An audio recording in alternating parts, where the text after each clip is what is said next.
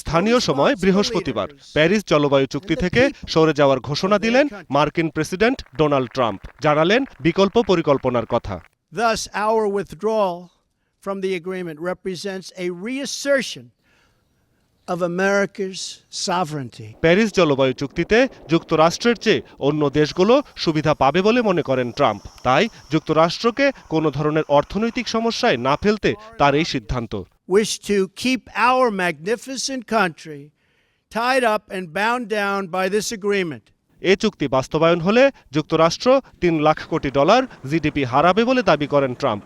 এর ফলে চীন ও ভারতের মতো দেশগুলো অর্থনৈতিকভাবে যুক্তরাষ্ট্রের প্রতিদ্বন্দ্বী হয়ে উঠবে বলে তিনি মনে করেন।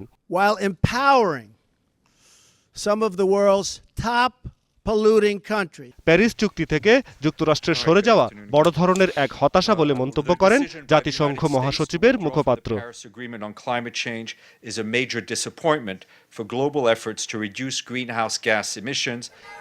এদিকে চুক্তিতে থাকা অন্য দেশগুলো এ বিষয়ে একাট্টা হয়েছে। বৈশ্বিক উষ্ণতা নিয়ন্ত্রণে রাখতে যুক্তরাষ্ট্রকে ছাড়াই লড়াই চলবে বলে মন্তব্য করেন ফ্রান্সের president Emmanuel Macron. Azharul Islam, 21।